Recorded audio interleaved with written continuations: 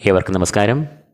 ഇന്ന് നാം ഈ പുതുവർഷത്തിൽ നടക്കുന്ന ആദ്യത്തെ രാശിമാറ്റമായ ശുക്രൻ്റെ രാശിമാറ്റത്തെക്കുറിച്ചാണ് വിശദമായി വിശകലനം ചെയ്യുന്നത്.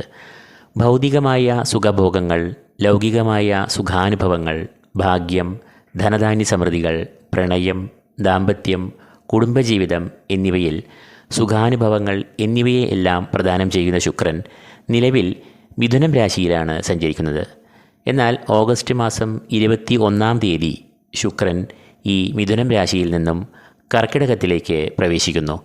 തുടർന്ന് അടുത്ത മാസം, അതായത് സെപ്റ്റംബർ 14-ാം തീയതി വരെയും ശുക്രൻ ഈ കർക്കിടക രാശിയിൽ സഞ്ചരിക്കുന്നു.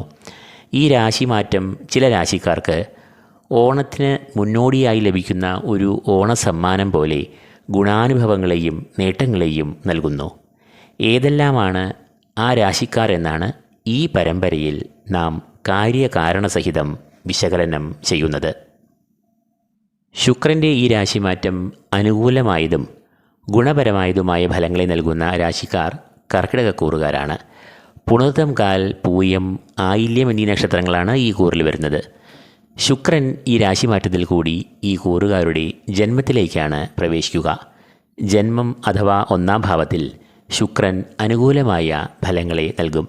1-ാം ഭാവം എന്നത് ശാരീരികമായ ആരോഗ്യം, ഓജസ്, പിതാവ് എന്നിവയെ എല്ലാം കുറിക്കുന്നു. ജന്മത്തിൽ കൂടി സഞ്ചരിക്കുന്ന ശുക്രൻ വളരെയധികം ഗുണാനുഭവങ്ങളെ നൽകും. ശാരീരികമായ സൗഖ്യം, മാനസികമായ സുഖം, ലൗകിക സുഖങ്ങൾ എന്നിവ അനുഭവപ്പെടും.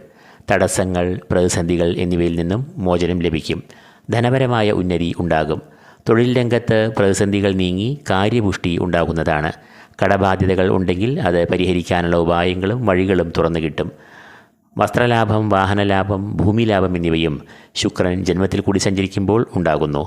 ധനനിക്ഷേപങ്ങൾക്കും ഭൂമി ക്രയവിക്രയങ്ങൾക്കും അനുകൂലമായ സമയമാണ് ഇത്. ശുക്രൻ എന്നത് ഈ കൂറുകാരുടെ 4-ാം ഭാവാധിപൻ കൂടിയാകുന്നു. 4-ാം ഭാവം എന്നത് കുടുംബം, മാതാവ്, കുടുംബാംഗങ്ങൾ എന്നിവയെ എല്ലാം കുറിക്കുന്നു. 4-ാം ഭാവത്തിന് സുഖസ്ഥാനം എന്നും ഒരു പേരുണ്ട്. അതുകൊണ്ട് തന്നെ ഈ ഭാവത്തിൻ്റെ അധിപൻ അഭീഷ്ടസ്ഥാനത്ത് സഞ്ചരിക്കുമ്പോൾ അത് മാതൃസൗഖ്യം, മാതാവിൻ്റെ സ്വത്ത് വഴി ധനനേട്ടങ്ങൾ, കുടുംബാംഗങ്ങളുമായി നല്ല ബന്ധം, ബന്ധുമിത്രാദികളുമായി സംഗമം എന്നിവയെ എല്ലാം നൽകും. 4-ാം ഭാവം വാഹനത്തെയും കുറിക്കുന്നു എന്നതിനാൽ വാഹനയോഗം, വാഹനം വാങ്ങുക, വിൽക്കുക തുടങ്ങി ക്രയവിക്രയങ്ങളും ഈ സമയത്ത് നടക്കാം. കൂടാതെ ശുക്രൻ ഈ കൂറുകാരുടെ 11-ാം ഭാവാധിപൻ കൂടിയാകുന്നു. സർവാഭീഷ്ടസ്ഥാനം എന്നും ധനാഗമങ്ങളുടെ ഭാവമെന്നും അറിയപ്പെടുന്ന 11-ാം ഭാവത്തിൻ്റെ അധിപൻ അനുകൂലമായ ഭാവത്തിൽ സഞ്ചരിക്കുമ്പോൾ അത് അഭീഷ്ടസിദ്ധി, ആഗ്രഹപൂർത്തീകരണം, ധനപരമായ ഉന്നതി, ധനലാഭം, ബിസിനസ്സിൽ ലാഭം, അപ്രതീക്ഷിതമായ ധനാഗമം എന്നിവയെ എല്ലാം നൽകും. ഈ വീഡിയോ ഇതോടുകൂടി പൂർണ്ണമാകുന്നു. ഈ വീഡിയോ നിങ്ങൾക്ക് പ്രയോജനകരമായെങ്കിൽ ലൈക്ക് ചെയ്യുക, ഷെയർ ചെയ്യുക. കൂടാതെ ഈ ചാനൽ സബ്സ്ക്രൈബ് ചെയ്യാത്തവർ സബ്സ്ക്രൈബ് ചെയ്യുക. ഏവർക്കും ഈശ്വരകടാക്ഷം നേർന്നുകൊണ്ട് നിർത്തുന്നു. ഓണാശംസകൾ. നന്ദി, നമസ്കാരം.